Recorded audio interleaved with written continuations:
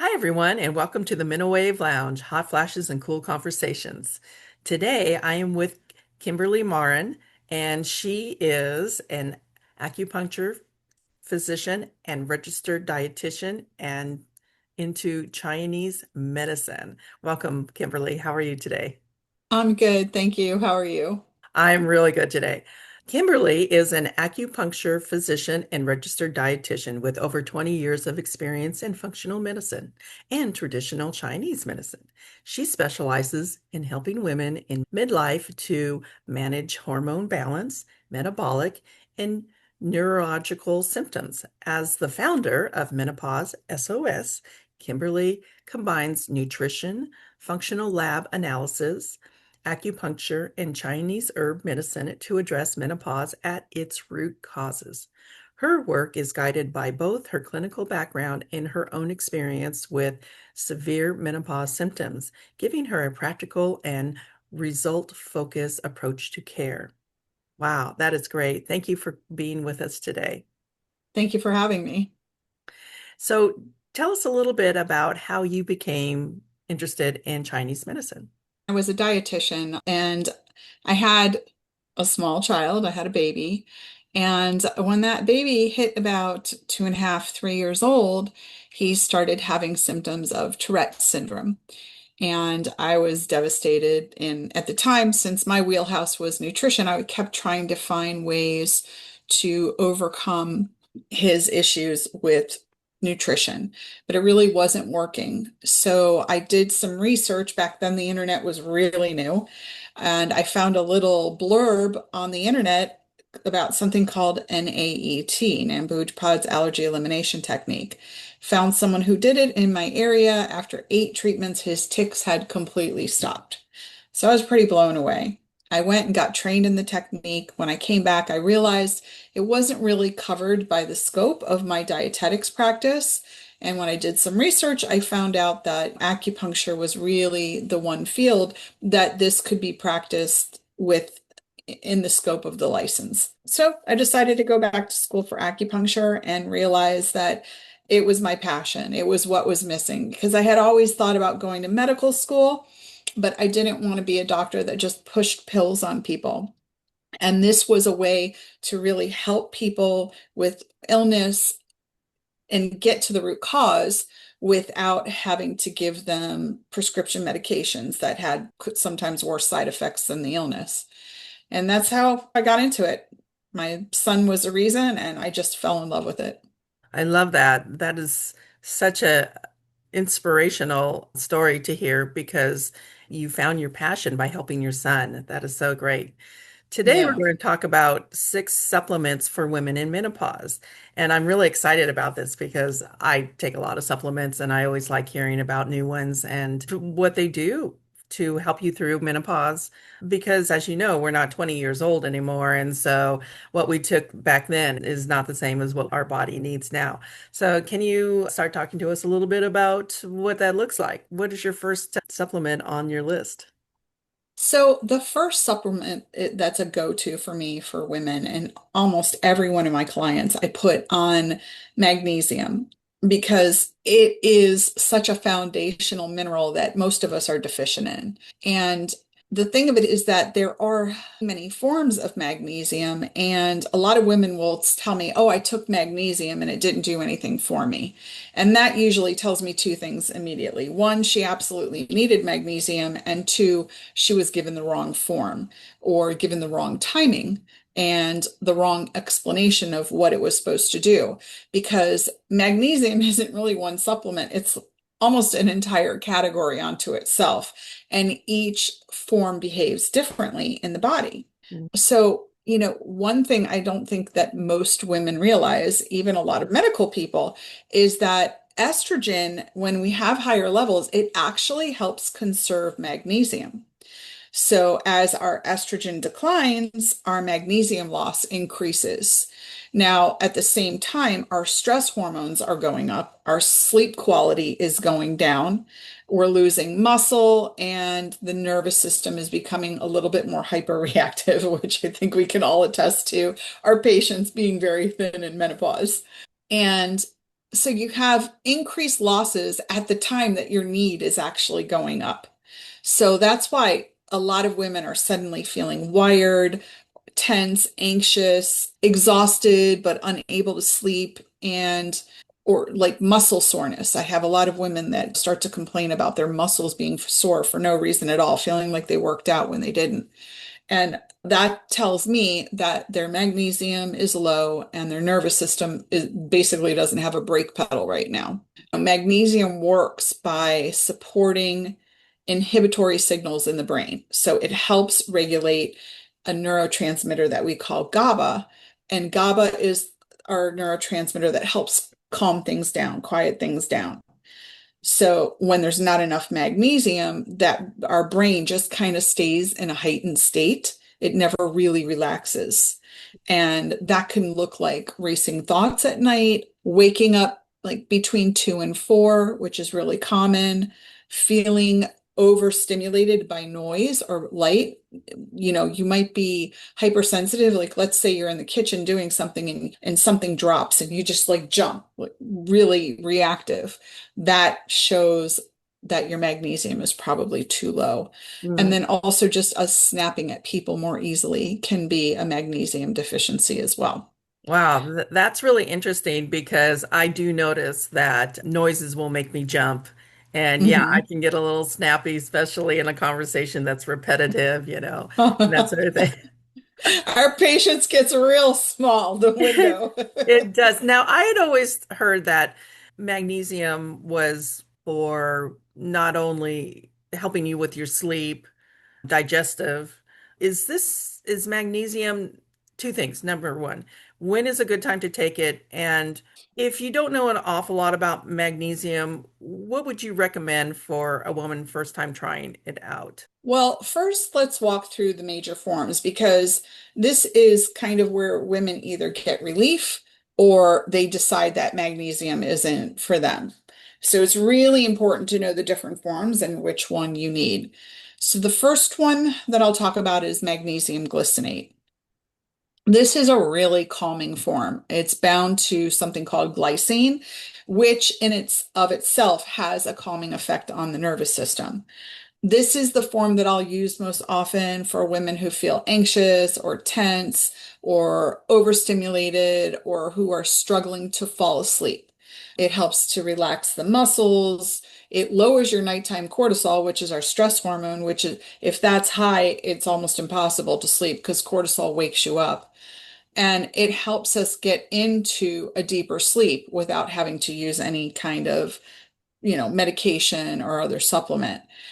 And this is definitely going to be for the wired but tired woman, right? She's exhausted, but she just feels wired. She can't relax. Now, the next one I'll talk about is magnesium threonate. This is different.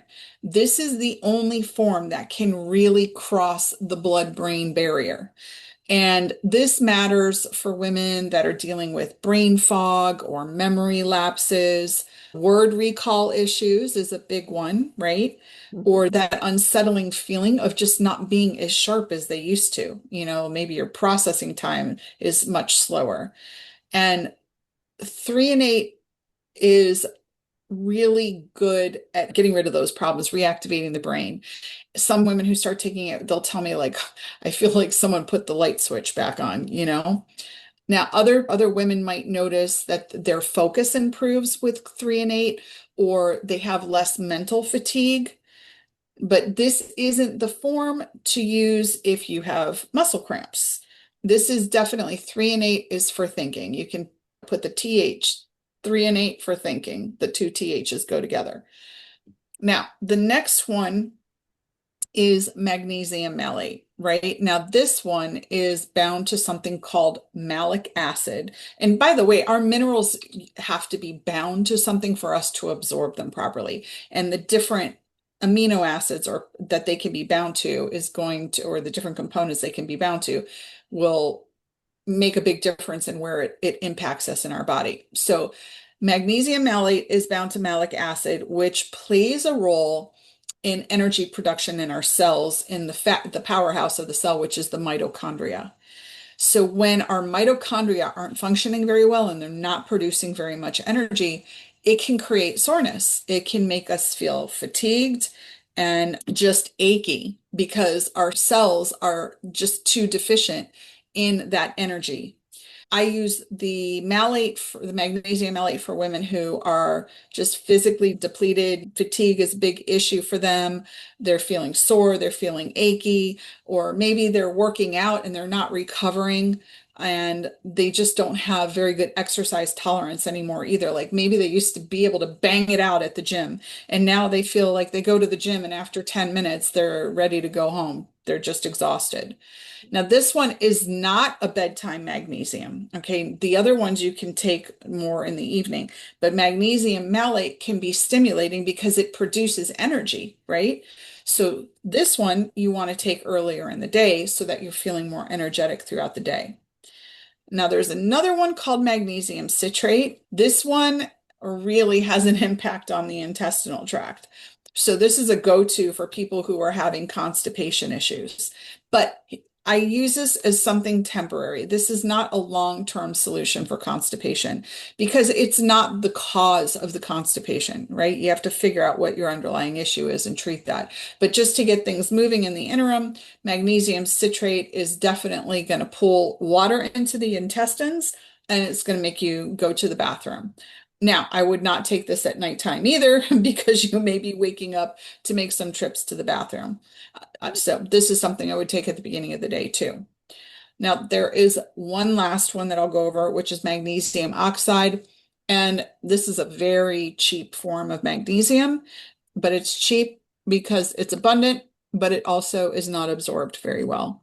So I would not waste my money on buying magnesium oxide, Mm. but it is everywhere. So you really have to check your supplements and you have to remember you get what you pay for. A lot of women like to go to, the grocery store and buy their supplements there or get them from big warehouse stores, but you really have to look at the quality of the ingredients. So if it says magnesium oxide, I would just put it back on the shelf. That's really interesting. I didn't realize that there were so many different types of magnesium and that they did so many different things. I really like the one that produces sleep and also helps with brain fog. I think that is just so beneficial. And I didn't know that there was one that actually helped with energy. That's so really amazing. So would you take these together or separate or just kind of work them into your Well, some supplement forms you can take routine? together. Yeah, some forms you can take together, but others you don't want to take together. So like magnesium malate gives you energy. You don't want to take it with like something like magnesium glycinate, which you would take to help you go to sleep. So you have to make sure the forms are compatible if you're taking them together. So if you wanted to take magnesium threonate with magnesium malate, that would be a good combination because one gives you energy and the other one clears up brain fog. Yeah, of course you want to be more energetic while you're working during the day and having to be more sharp and cognitively aware. But I wouldn't combine glycinate with those because that can actually make you sleepy. So, yeah, it just depends which form you're taking. Glycinate, you want to take in the evening. Threonate and malate, I would definitely take as a morning supplement. Okay, that's really good. It's great to know because once again, I had taken magnesium and I think I was taking the one that made me go to the bathroom all the time. Yeah, a lot of people don't know, right? They don't know that these different forms do different things. And citrate is a really common magnesium form out there. So they just start taking magnesium. And if you're not going to be near a bathroom, that could be a problem. Yeah, You don't I want to can take definitely. magnesium citrate when you're going on a road trip. Well, that is really great information to know. So, what is the next supplement that you recommend? So the next one that's I find such an interesting supplement and is beneficial for so many women in menopause is maca. But it's another one of those that, like magnesium, if you don't take the right form, you can end up with the wrong results. Most people don't know maca comes in three colors. And if you use the wrong color or if you start at the wrong dose, you're going to get poor results. And unfortunately, women take maca kind of like as replacement for hormone therapy, and it's not. People think that it has hormone reactivity. It doesn't. It has no estrogenic activity in the body. It doesn't supply hormones or improve hormone manufacturing. It doesn't act like a hormone. It actually acts on what we call the hypothalamus pituitary axis, and it helps support the communication in our endocrine system. So it functions more like an adaptogen, which would help the body respond to stress and hormonal fluctuation, but it doesn't have hormonal properties. So people get a little confused with maca, thinking that it does act like a hormone when it doesn't. And Okay, that's good to know. yeah. What is the benefit of using maca? So first, you have to determine if you are the right person for maca. Maca can amplify signaling, remember? So if you are a woman with high stress, poor sleep, high cortisol levels, you are going to probably feel very overstimulated by maca in general. Now, I say that there's a caveat to that, which we'll get to. If you're a woman with low energy, or you lacking motivation, or you just have zero libido, maca can actually feel very restorative. But the single most important factor with maca is it's not a single compound, and it comes in different colors. And most supplements won't say anything about the color, and most of them that are out there are the yellow, because that's the most abundant one that's grown, and it's kind of the middle of the road maca. So the yellow is considered neutral, balancing. It's probably best suited for people who are taking maca for the first time. They have some general fatigue, and maybe they need a little help with their stress response. It's out of the three colors, it's the least likely to overstimulate, and it can be a good starting point before using the other two colors, which are red and black. Now, let's say you're someone who is really wired and you're just hypersensitive, hyper reactive. The red maca is the one that you want to go to. Red can be very grounding and very calming. And if you're someone with anxiety and irritability, or you're not sleeping well, your nervous system is hyperreactive, or you're very emotionally volatile, I would definitely say red maca would be where to start, not even yellow. I would go immediately to the red if you're this type of woman. It's usually tolerated better by women who have high cortisol levels, high type stress hormone, type A personalities. And maybe they tried maca before and it made them very jittery. So then they can switch from the yellow or the black over to the red and see if that's not more helpful for them. Now, black maca, I love for my girlies who are just drained of energy, not motivated. Cognitively, they're a little dull. They need a little spark back on their thinking. They don't really have much stamina, and their libido is just on the floor. Black maca is just great for this. It's very stimulating. Now, of course, you're going to take this in the morning, not at night, right? You don't want to take something that's going to help and stimulate you right before you go to bed. But if they try to take black maca and they notice that their anxiety increases, or they're having sleep problems, then they definitely need to either stop or maybe try the red maca instead. And I would imagine that the doses really matter no matter which one you're taking, and probably starting with a smaller dose to see how your body reacts to it Yeah, before always you want it apply. with maca. You always want to start with the smallest dose. I would say every bottle is different. Every maca dosage is going to be different depending on the brand. But whatever the label says, I would half it, at least do a half to start with to see how you respond. And then also look for ones that you know the ratio that's in there, or if it's red or black or yellow, because most people out there that are putting maca on the market are not even telling you what the mix is. Ooh. I wouldn't buy those. That it's just kind of useless. If you respond poorly to it, you don't even know what you're responding poorly to. And then if you start with a half dose and you're like, okay, this is good. I'm not having any negative response. After 3 or 4 days, you can try to go up to a full dose and see how you feel. And then you always want to take maca earlier in the day. You don't want to take it at night, just in case you're going to have a reaction to it. You don't want to be up all night. Hmm.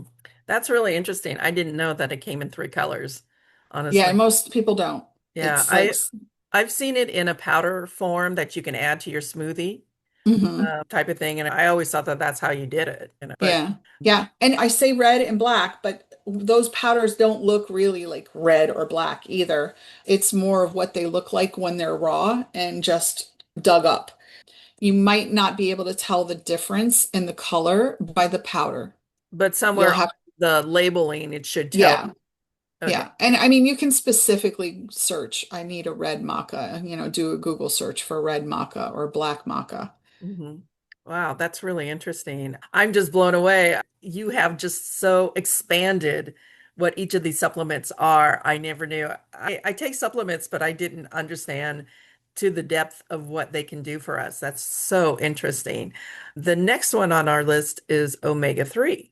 Yeah, now omega-3, it's not a sexy supplement. Everybody hears about it, everybody's told we need more of it. It's just become out on the peripheral for us because, yeah, okay, fish oil, who cares?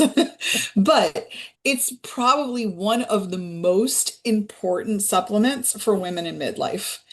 And a lot of women give up on it because once you take it, you don't have noticeable difference in 2 or 3 days or even 4 days because omega-3s are something that can take weeks to months to really start to work.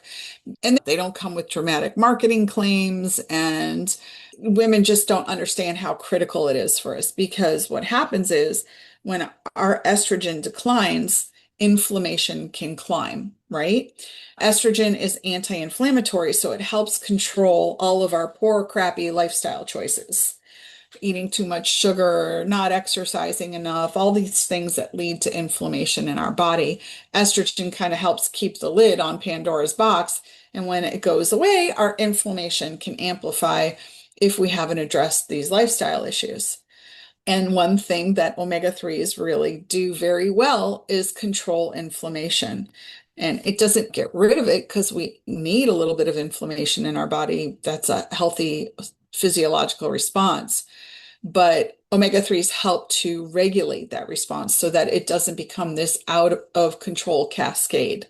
Because really, what studies are showing is almost every disease is uncontrolled inflammation, cardiovascular disease, the long-term impacts of uncontrolled diabetes, even brain fog and mood swing is inflammation in the brain, or poor recovery from exercise, or just feeling old. A lot of that is just inflammation. I can Omega definitely relate to some of that. I think as we get older and once again our hormones are fluctuating, we don't realize how the inflammation creeps up on us. And like Mhm. you said, it's not something that just happens overnight. It's something that is very gradual. But if you realize that in your body that you're having more brain fog, that your muscles are hurting more, or mood swings, stiffness. These are all key indications that maybe you're either not taking enough omega-3s or you need to start taking omega-3s. And I would imagine there's several different types of omega-3s. Is that right? Well, no, omega-3 is omega-3. There's different forms that you can take it from. They're all omega-3. You can get it from fish oil. You can get a vegan version of it. If you're getting fish oil, you just want to make sure that the brand that you're getting it from filters out the heavy metals. And even in doing so, it's not 100% gone, right? So you have to look at the source of the omega-3s and try to find one that's not as contaminated because heavy metals is a big thing with contamination. Mm-hmm. But, you were talking a little bit about like brain fog. And the reason omega-3s are so important for that is because they are actually part of the cell membrane in the brain. So they really influence how neurons communicate from one to another, and how flexible those cell membranes are has a big impact on how efficient those signals travel. So when your omega-3 status is low, you're going to have that brain fog because things aren't going fast, right? Your signals used to speed down that highway at 120 miles an hour, but now things are not flexible. The speed is slowed because you don't have enough omega-3s for communication, and now you're only going 60 miles per hour. So everything's much slower. That's why sometimes it takes forever to recall a word. You're like, oh my God, why can't I think of that word? And this is the loss of the integrity of that cell membrane and the quickness of the communication. That's one of the biomechanical reasons that the omega-3 is so important. And then also, when inflammation is high in the brain, it becomes much harder to regulate mood. You become much more emotionally reactive. And like omega-3s, they're not going to numb your response, but they help to control it so it doesn't go super high or super low. And it's a very subtle but powerful impact on the brain when you're deficient or when you have enough. What kind of dosage should you take? And I know that that's depends on everybody, but Well, it's going to depend on the supplement, right? Because each supplement might have higher concentrations of the omega-3s versus another one. So really for the amount, you're going to want to look to the bottle of the supplement that you're taking for dosage. It just depends on how they're packaging it. And I know like the one that I use personally, I take a lot of supplements. So if I can get something in a liquid formula, I'm going for it, right? Because I'm tired of popping pills all day. And the one I use, and I don't get any reimbursement for this, but I use Barlean's because it comes in a liquid formula that has a strawberry banana flavor. So that one I take 2 tablespoons a day, which is a double dose according to them. And I just like it because, like I said, it's liquid, it has a good flavor. And a lot of times when you take fish oil, it kind of repeats on you. And nobody wants to go around with fish oil burps all day, right? And this one doesn't do that at all. So I really do like that one. They have a fish oil one and they have a flaxseed one. I think the flaxseed is an orange flavor, but they all taste very good. And another thing I notice drastically when I'm taking my omega-3s versus not is joint pain and stiffness. Like definitely when I'm taking my omega-3s, when I wake up in the morning, I'm well oiled, right? I can get out of right, bed and go. When right. I'm not taking them for any period of time, when I wake up, it takes me a few minutes to feel like I can get going. Like I got to get the blood moving in the joint again. It just really makes a difference in the stiffness and mobility. Um, Absolutely. Absolutely. I take a borage oil supplement yeah. as Uh-huh. well. And boy, I can tell if I don't take it for a couple days, and Yeah. I can hear my joints creaking, and It keeps you well oiled, right? it You feel does, like it the does. Tin It's so Man. important. And the other thing that's so important about omega-3s, especially after menopause, is cardiovascular protectiveness. Our cardiovascular risk in our 50s becomes equivalent to a man's, which is a huge difference. And inflammation is a big part of cardiovascular risk. It's huge. It's the inflammation in the blood vessels, which causes that buildup of plaque. And this helps to prevent that. This is just one more benefit helping to prevent the cardiovascular disease. And then, reducing the inflammation in the brain also does help reduce risk of the Alzheimer's and other neurological issues that can be a big problem after menopause. Yes, that is really important. And yes, we as women really need to be paying more attention to that. I think for myself, I have to reevaluate my supplements because sometimes I might not be taking enough of an omega-3, and I think I Yeah. am. For me, I gauge it in a way that my body tells me. So if I'm waking up and I'm still stiff and I'm still have brain fog and everything, I might double up on my omega-3s for a while and see how I feel about that, how my body is adjusting to it. And And that's true because if you're the average healthy woman, and maybe you just want a total of, and this is where you have to look at the dosage. 1,000 milligrams a day of EPA and DHA is enough. But now if you're someone who's got inflammation, joint pain, brain fog. Maybe you need 3,000 milligrams of BPA and DHA a day. You can even go up to 4,000 milligrams a day if you've got cardiovascular issues. So that's the other part of dosages. It's got to be specific to the woman that's taking it because we don't all have the same needs and the same dosages. If you're not sure, this is where you might want to get input from a professional healthcare provider that can guide you. Yes, and that's a very good point. And I really want to say to our listeners, these are options.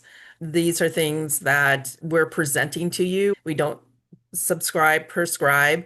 We always recommend that you work with a healthcare professional when you are looking at supplements. So I just wanted to say that right up front so that nobody thinks that Yeah. they have to do this. And Exactly. And also, if they're on medications, they need to make yes, sure there's no interaction. So it's always smart to check with a professional licensed healthcare provider to make sure that these additions aren't going to be harmful. absolutely. That is awesome. So our next one is I'm going to let you say it because I don't think I'm going to say it correctly. So the next one is something I love, and I love it for women in their teen years all the way to postmenopause, and it's inositol. And Inositol. inositol, and it's a B vitamin derivative, okay? And it's one of the most overlooked supplements for women in midlife. And that's partly kind of because it's been mislabeled for years. Most women will hear about it if they have infertility or PCOS issues and assume that it has nothing to do with menopause. But that is a huge mistake. It's really a signaling supplement. And it's where a lot of the menopause symptoms actually come from. What happens is when we hit midlife and we go through perimenopause and menopause, estrogen and progesterone fluctuations in those levels really disrupt how we manage our blood sugar. And at the same time, the estrogen and the progesterone are going lower, but cortisol, which is our stress hormone, is going higher. And that combination creates insulin sensitivity. So, what it would really look like is on your labs, you might start seeing some blood sugar abnormalities, but that might not even be happening yet. What you will see first is weight gain or areas that you're putting weight on, like the waist or the belly, that just it's so hard to get back off, right? It's there and it's not responding to the way that you used to eat and the way that you used to get weight off. It can also show up as insatiable cravings. I will tell you, when I started going through menopause, I've never been someone who was like a sugar addict. For me, it was other types of carbs that I would like. I could not control my sugar cravings. It was to the point, you know how like you'll have a craving, but you don't have anything in the house, so eventually it passes. I would get a craving. I would get in my car and I would go buy garbage to satisfy the craving. That's how driven I was by these cravings. And it took a minute for me to figure out what was actually happening and realize that, oh, okay, I'm perimenopause. This must be what's going on. And also, another issue that could happen when you're dealing with these cortisol blood sugar issues is energy crashes in the afternoon, that 2 or 3 p.m. crash. That's a signal that this is not working well, or that 3 a.m. wake up, because what's happening is your blood sugar is crashing in the middle of the night. So cortisol comes up because that's life threatening to us. And cortisol is also a wake up hormone. So the blood sugar crashes, cortisol rises, and pff, all of a sudden you pop open at 3 a.m. like, you're ready to go to work. Wow, that And makes a lot of sense because when I was working, 3 o'clock was the time when my body would go, I'm done. I need a nap. And uh-huh, I would change my diet and that sort of thing. And like literally, I had to add my vitamin Bs at lunchtime, and then that would uh-huh. help me. So balancing out your insulin so that you don't have that crash is really important. Yeah, and also another thing, these are the women who might not show blood sugar issues on their labs, but when they wake up in the morning, their blood sugar is higher than it should be. For me, my patients, I want their blood sugars 80 or below to really be metabolically flexible. That's what we're looking at. But sometimes women might have normal blood sugars throughout the day, but when they wake up, it's like 100, and there's no reason for that. But this is the reason. This is the reason. Their blood sugar's crashing at night. The cortisol goes up, which triggers the liver to start making and they're waking up now with elevated blood sugars because the body kicked in and started manufacturing it. One other symptom would be anxiety that seems to come out of nowhere. That can be triggered by blood sugar issues as well. And a lot of times people will be like, oh, you don't have any willpower, or you're emotionally eating, but it's really not willpower or emotions. It's a physiological response in the body, and you're becoming metabolically inflexible. So you got to fix the metabolic issues. And when you get stuck in that loop, because what happens is the blood sugar triggers the cortisol release to keep your glucose elevated. Then the elevated cortisol also worsens insulin resistance. Now, this makes your blood sugar more unstable, which triggers the cortisol release. And it's this vicious loop, this vicious cycle. Mm. And that loop is going to drive weight gain. It's going to drive sleep disruption. It's going to drive anxiety, fatigue, that afternoon crash. And no amount of calorie control is going to fix this, right? Because the problem isn't your intake, it's your signaling. Mm. So what inositol does is it actually helps to improve your insulin sensitivity at a cellular level. So it helps break you out of that never-ending loop. So now your cells start to respond to insulin more efficiently, which starts to stabilize your blood sugar signals. And when your blood sugar signals stabilize, then your nervous system also calms down. So you don't have these cortisol spikes going up because your nervous system is on fire. And then your sleep improves because you're not getting these cortisol spikes in the middle of the night. And your cravings decrease again because you're not getting blood sugar crashes. Those cravings are coming when your blood sugar is crashing.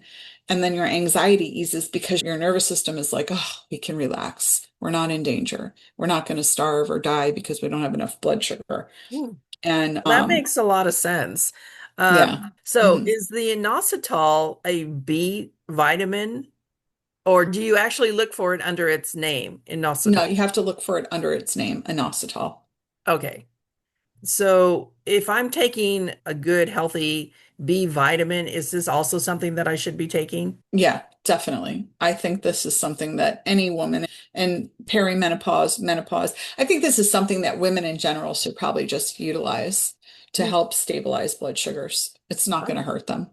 okay, that's really interesting. I understood All of what that. the B vitamins were doing, but I didn't understand that this is something that will pair with it that we need in our body and to help with the cravings, will help with the stabilizing your blood sugars and in the nervous system and the insulin resistance and the spiking. That just makes so much sense. I think I'm going to go out and get some of that today.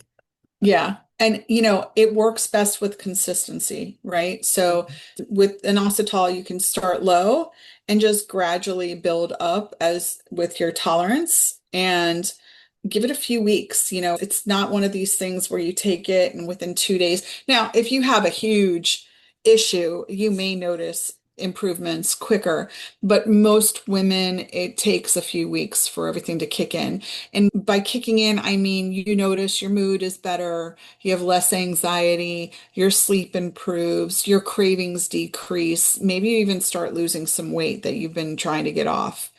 But I will also say that it's not a standalone fix, right? You can't just take this by itself and expect it to override chronic stress or chronic inflammation, poor diet, or if you've been like really sleep deprived for a long period of time.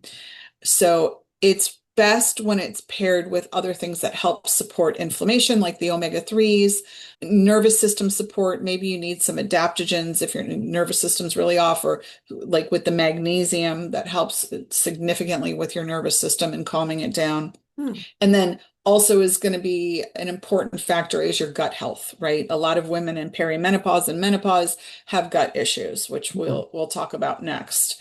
But it's a really important, critical, cohesive factor when taken with these other things. Okay. That's really good to know that just don't take it by yourself. Take it with other supplements that are supporting it. That is really good. Thank you.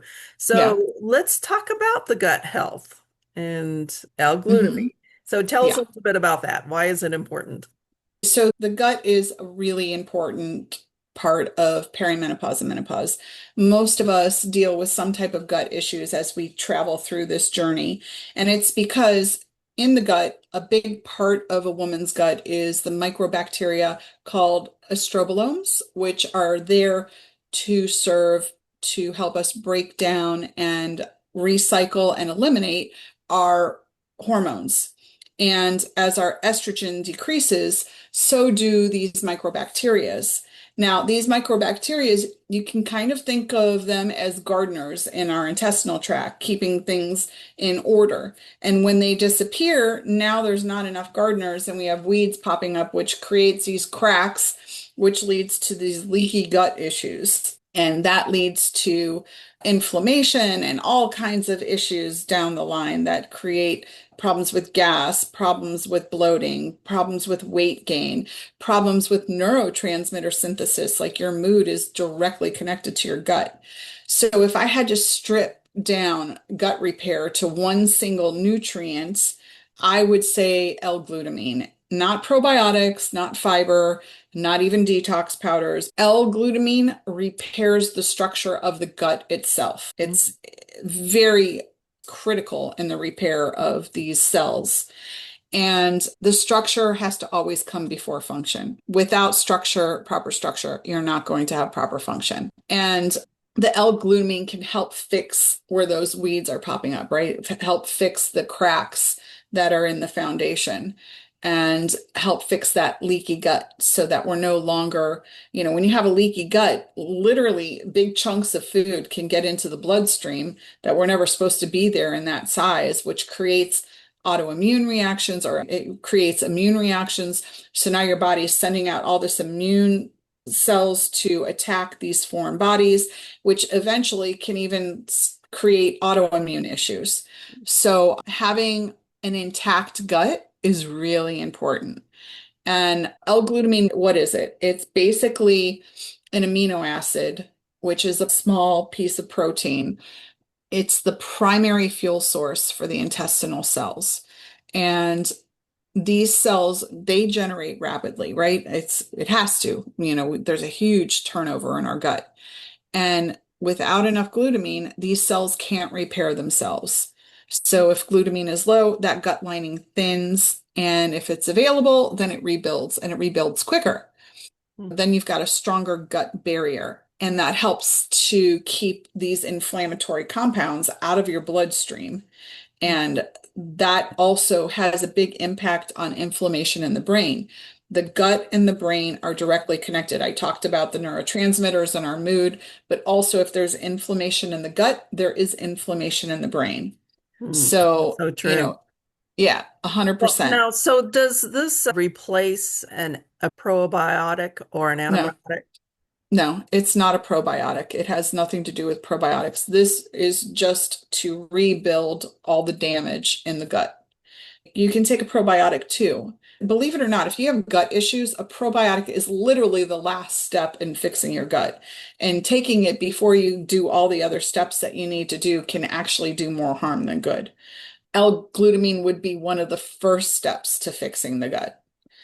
If you're having bloating after meals, or all of a sudden you're sensitive to foods that you've never been sensitive to before, or you're having a lot of histamine reactions like flushing or night sweats, or you're having anxiety issues that feel more physical rather than emotional, and or maybe you're not tolerating supplements or just generally feeling inflamed. I have some women that tell me that they just feel swollen everywhere. That's usually a histamine reaction, which usually comes from gut issues. All of these little symptoms would tell me that, hey, yeah, you'd probably be a good candidate for L-glutamine. That's really interesting. As our conversation is flowing here, we see a lot of connection between our body, the supplements, our moods, our brain, and how this is all connected.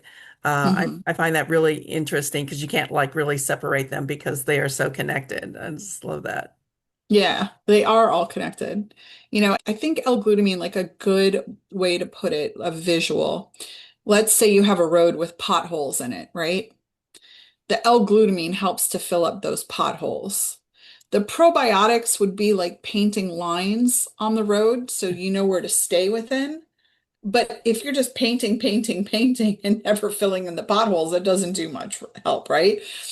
This is why it's so fundamental because before you fix anything on a road, you got to make sure the surface is functional and structurally sound. We got to fill in the potholes first. And So, and that's so, what L-glutamine does. so is this something that we should be taking regularly in our diet supplements? It wouldn't hurt, but if you don't have GI issues, I wouldn't say you have to go out and spend the money on it. Okay, good to know. That's really interesting, especially when we're starting to tune in and listen to our body and start asking ourselves, why are we having so much bloating and gastrial problems? And, Hmm. starting to narrow down what that problem is and understanding that there is a solution for that. So that's great. Yeah, and I will tell you form matters. Like if you're going to take L-glutamine, you want to take it by itself, not with food.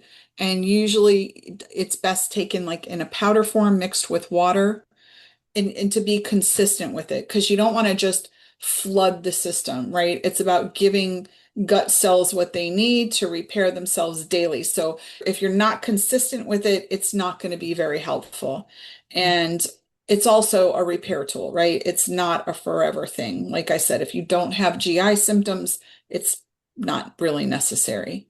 Mhm. Um, and the other thing to keep in mind too is, okay, it's not going to override chronic stress, which is one of the killers of the gut. It's not going to compensate for an inflammatory diet. If you're eating a lot of sugars and saturated fats, you're still going to have gut issues because you've got to take care of the lifestyle problems that are behind the gut issues. Mm. So this will help repair, but you have to remember to fix also the lifestyle issues that led to this in the first place. And that is so important. And especially at the ages that we are going through menopause, our lifestyle, our diet, the things that we're putting into our body really matter now more than ever before.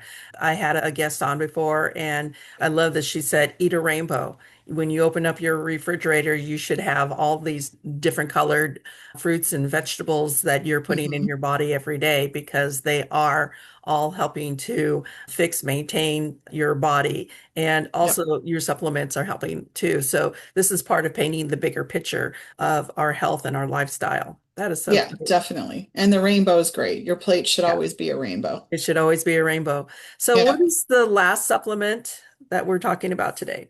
So the last one I'm talking about is methylated vitamin B12. And methylation's kind of become a buzzword. It's coming out in the open more. It's our how we detox through the pathways in our liver. And there's methylated folate and there's methylated vitamin B12. So when people kind of think methylation, they think complicated genetics and long lab reports and supplements that make them feel worse instead of better. But if I had to choose one supplement that supports methylation in midlife without overwhelming the system, it would definitely be methylated B12 because methylation is really important. And people are like, what is it? Methylation is how we make neurotransmitters, which is, how we regulate our moods and calm our body and excite our body. Methylation is how we clear hormones out of our body so that they don't build up. Methylation is how we detoxify chemicals and how we produce energy and how we also regulate inflammation. So these aren't optional things, these are core biological processes. And in perimenopause and menopause, the methylation demand definitely increases because efficiency decreases, right? We just don't work as good as we used to, girls. Sorry. And so our need for these nutrients goes up as we get older because the efficiency goes down. A big part of that too is why does our efficiency go down? Hormonal shifts do have something to do with it because the shifts in our hormones also increase our detox demand. And then also chronic stress, just the lifestyle that we've been living all these years increases our demand for methyl donors. Sleep disruption, that has a really big impact on our repair process. And a lot of times, nutrient absorption declines because of the gut changes that we were talking about. So now we end up in a state where we need faster methylation, but our system can't keep up because it's not absorbing things. Now, the other thing is B12 relies on something called intrinsic factor, which is secreted by our stomach.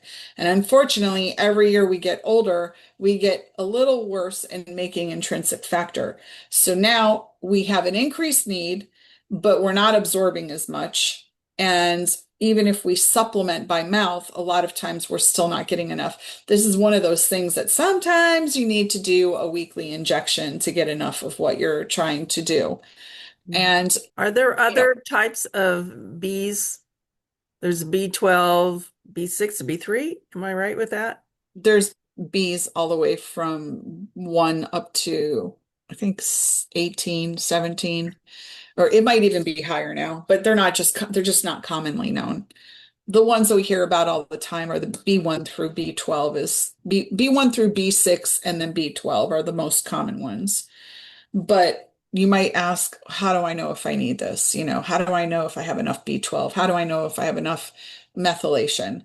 And you have to look too, by the way, it's not just B12, it's methylated B12. You have to check the bottle because you might see cobalamin or different forms of B12. You want the methylated version.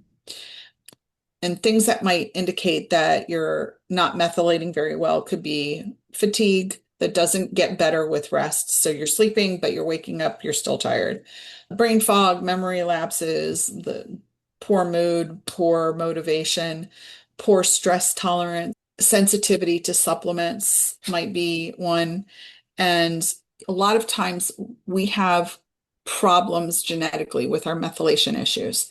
So you might have these DNA defects that we were born with that make us not great methylators. And I always know someone who's not a great methylator if they've had a lifetime history of anxiety. I mean, we're talking about going back to childhood, or they've had issues with mood swings their whole life, volatility, quick to anger. When I see these things, I always think methylation problems. So sometimes in this instance too, it's not a bad thing to get your DNA tested to see where your methylation might be at a bottleneck, because it's not just like the B12 methylation is just one. I use a lab that tests for over 30 different methylation pathways to see if there's genetic defects, which is good to know because sometimes taking methylated, you might be one of the women that takes the methylated B12 and all this, you feel great for a day or two, you feel phenomenal, and then all of a sudden you crash. And that's because there's other methylation pathways like COMT that might be compromised. So now we've got the methylation pathway working brilliantly, but now everything gets to this other pathway that you don't do well, and everything gets backed up, and now you feel worse than ever because now you have all this detoxing that's just backed up. So if that's the case, there's other forms of vitamins that you need to take. But, that gets complicated, and I'm not going to get into a whole methylation talk. That could be something we do in the future, though, because it's pretty interesting. Yes, it is. Wow, I never really knew that there were so many bees and the different types of things and why it's so important to have methylation when you're talking about B12. Wow, that is very, very interesting. I'm sure that we're just scratching the surface on all these different supplements. Thank you for going through them with us. And if a lady wanted to know more about this and wanted to talk to you more about where her lifestyle and her supplement level is and the different testing, how do we get connected with you? So you can always just go to my website, which is menopause-sos.com, and there's links there to book a consultation with me. I'm happy to do that, meet with anybody who is looking for a more detailed analysis of what's going on with them. So yeah, menopause-sos.com. You can reach me there. Okay. And I understand that you're running some offers today. I am. It's around Christmas time. So I developed this school platform, which is SKOOL, not the regular spelling. And it is a whole platform which I've uploaded tons of courses and post things every day to help women figure out where they're at in menopause and what they need to do to get back to feeling like themselves. Normally it's a membership of $29 a month, but for Christmas, I am running a special of $7 per month. And the beauty of it is if you join during this time where it's on a special price, you get that price for the lifetime of your membership. Wow, that's a great offer. There's so Yeah. much that my brain just can't absorb it, but I would love to go back and hear about the different supplements again and be able to dive deeper into Yeah. these topics. So this is just so exciting.